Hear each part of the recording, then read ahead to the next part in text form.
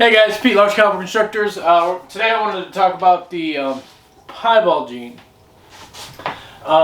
We had two visuals here, excuse me, but we ended up selling the little juvenile that we had, the little girl. The one that we had that came out of the egg at 20 grams. And we sold her and she was 100 and I think she was 130 grams.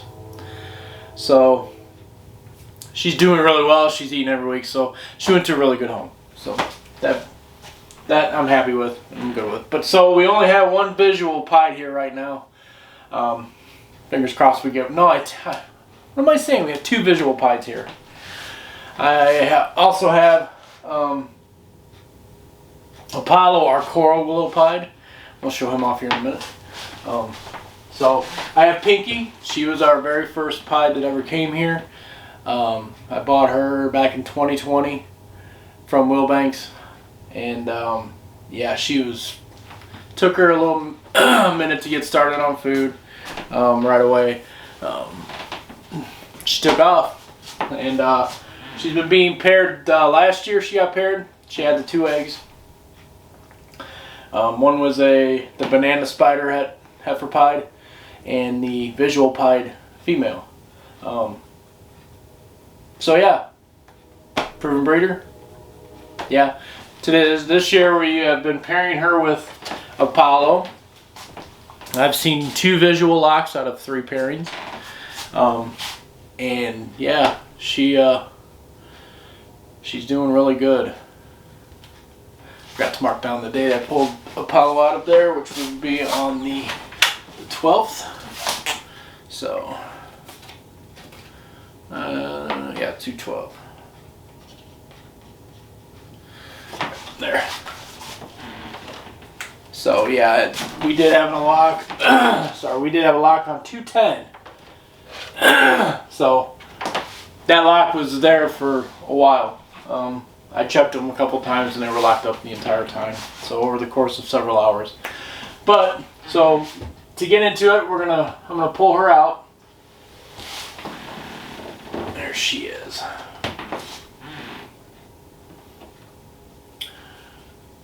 Here is Pinkie. Pinkie is our visual pied. She is a high white pied. She mainly has pattern on her head, and she does have a couple of spots going down her body, including, she'll cooperate with me here. I'm trying to be gentle with her. An X. Right there, an X marks the spot, and she's got a couple of other spots that have come in as she's gotten a little bit older. Yes, I know, honey. She's very cool. She's not the biggest pied, by no means. She's 1650-ish. So yeah, she's very sweet. She doesn't flick her tongue very often though. She's been checked out by the vet. She's very healthy. She's perfectly fine. But yeah, she'll flick her tongue every once in a while. But she's not a tongue flicker, I guess. I don't know. Doesn't stop her from eating. Doesn't stop her from doing a lot of things. I do notice though, when I do put a rat in the tub with her, her tongue will come out more. So yeah, I think it's a food thing. But yeah, there's Pinkie.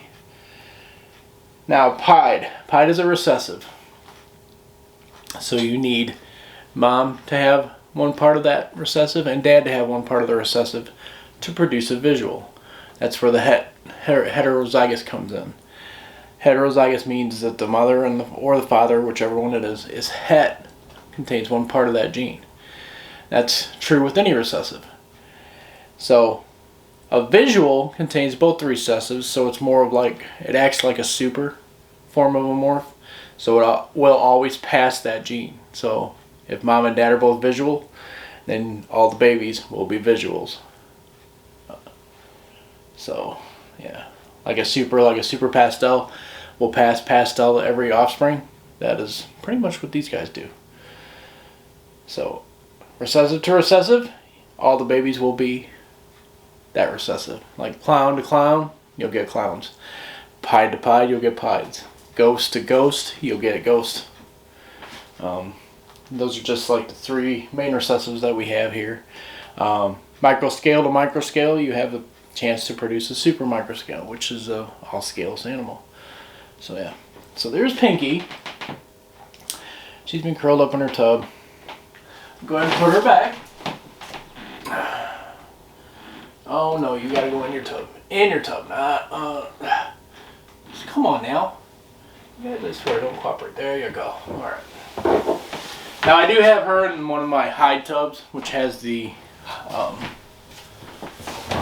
what's out here? It has one of these about 3/4 of the way in to the back, just in front of the hot spot. Well, in front of the hot spot to where she has a hide in the back of the tub, which I think that kind of helps with her taking off on food and eating every week for me. And of course, Shadow's gonna bark. Somebody's outside. I hear Stormy. Stormy's outside. He's doing a little bit better. So baby steps in the right direction. Good deal. So then I'm gonna go ahead and got my hands with some chlorhexidine. Sorry about the barking, guys. Alright, now we're going to pull out Apollo. He's our only other visual pied that we have here. He's, of course, Apollo male. Yeah, I know. Hi, buddy. I'm sorry. Alright, he looks like he might be getting ready to go into shed, possibly. Looking a little dull, but here's our Coral Glow pied Apollo. He's looking a little dingy. That's why I said he looks like he might be getting ready to go into shed. Yeah. It's alright.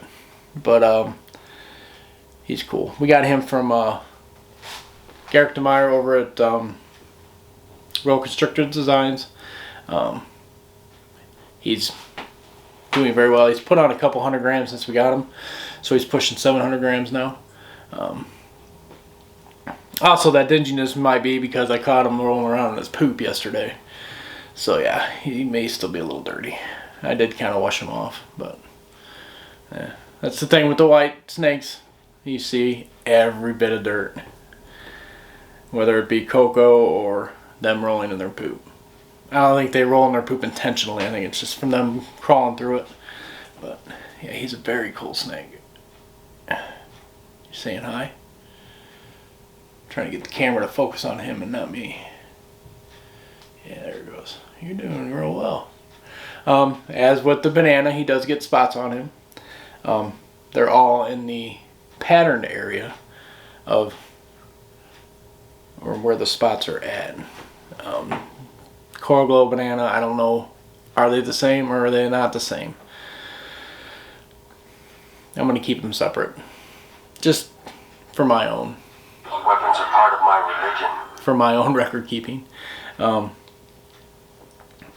So any babies that he has that are Coral Glow will stay Coral Glow. I'm not going to call them Coral Glow / banana.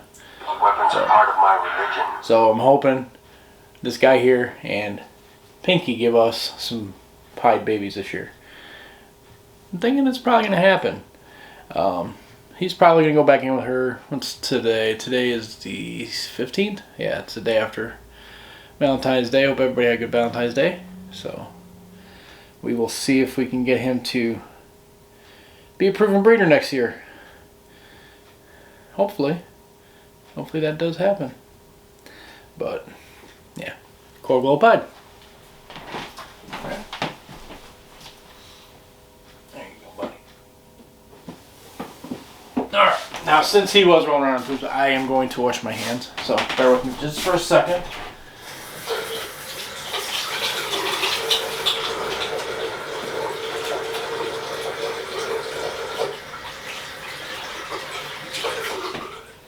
Alright, now we get into hets. Hets. I'm going to show off a couple of our juveniles that we have available. Since they're still here, I'm going to keep showing them off. They are banana. They did come from our banana spider, Thor. He was paired to our Enchi het pied female. Thor is also a het for pied. So, yeah, we'll put this guy there. Alright, come here. So, since it was het to het, since it was 100% het to 100% het, the offspring were 66% het for Pied.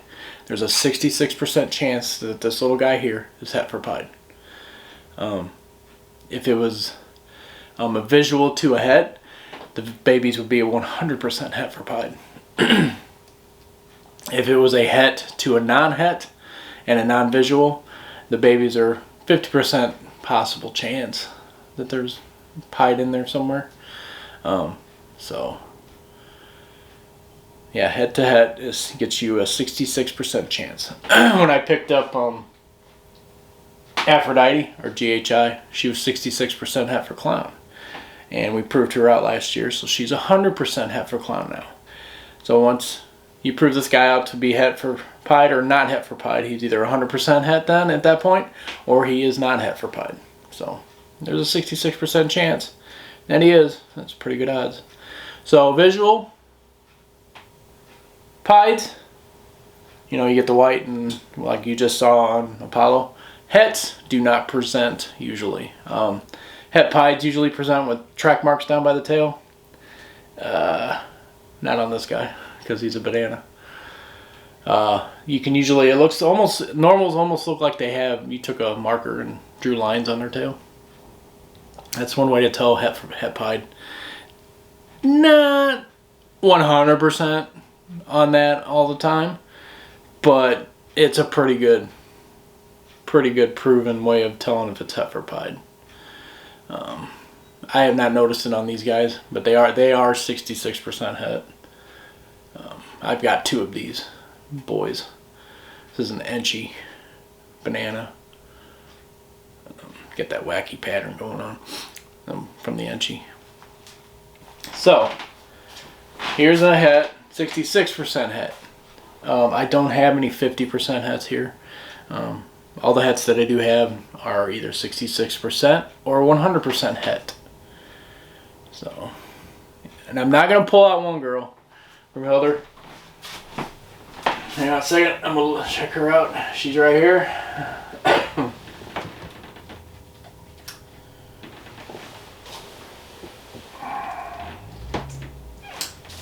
Huge.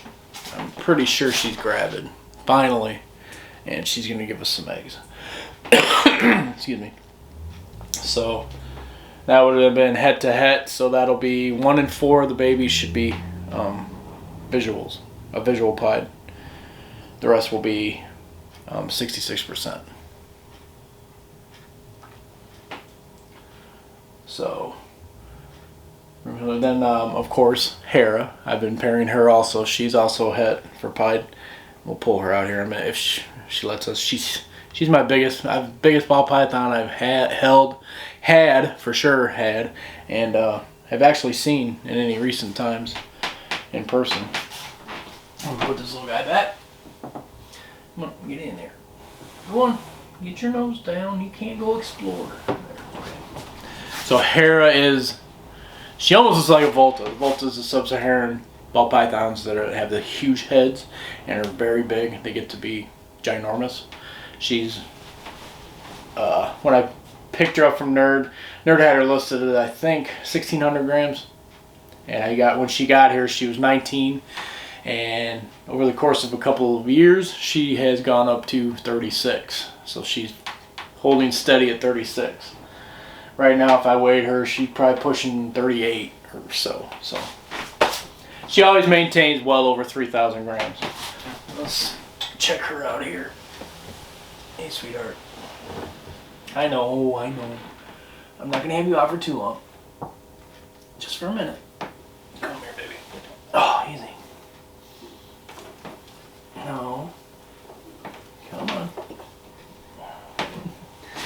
Alright, here is Hera. She is a Enchi het for Pied female. Try not to. She's being a butt today. She comes out all the time, but I don't want to mess her up too much there. There she is. She's only going to be out for a minute. Yeah, she is definitely a huge snake. I'm hoping she's gravid, so I'm going to go ahead and put her back. I don't want to upset her too overly much. Easy. Come on now. go in your tub. There you go. Alright. There. That was a quick glimpse of Hera. Sorry about that. She is... I'm hoping she's gravid. I don't want to mess with her too much and upset anything inside there and maybe have complications later. So, hopefully that does not happen. So, Hera, heifer pied. That little banana I showed you, heifer pied. We're going to pull out Thor. Thor's in a lot of videos. He's a superstar around here. Hey, you. I know. So, check him out. Come here. And he is going into shed. He's getting pink. So, Thor here is an adult. He is 3.5, pushing 4-year-old adult. Banana spider, 100% heifer pied. So, visual to het will give us 1 out of 4 babies. Of course, he has his spots. I've got him right here because he's just chilling in my hand pretty well. He was chilling out in his water dish. Not a big deal. He does that a lot. Man, dude. It's true. When you see the spots on a banana, it's not mites. Trust me, it's not mites. It still fools me sometimes. I'm like, oh shit, do we got mites? But no, they're just the spots on the banana. So, like I said, he is going into shed, so he's not looking his greatest. But he is a very sweet animal. He's got me a couple times, I should say. He's tagged me a couple times. So this guy here to Hera gave us those 2 Enchi banana heifer pieds that we got last year or last season. Yeah, I see you. He's actually pretty heavy. He's pushing 1,800 grams. So yeah, he's a big boy. If he goes off food for the entire season, doesn't bother me at all. So do not get worried whatsoever with him, which is normal. He'll eat maybe once 2 to 3 times throughout the course of the breeding season. Other than that, he's pretty much not having it.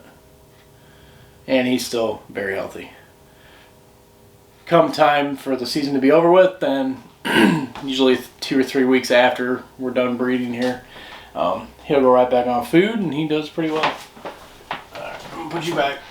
There. Now, as far as, he does normal ball python things. He'll go off food for a couple weeks here and there. So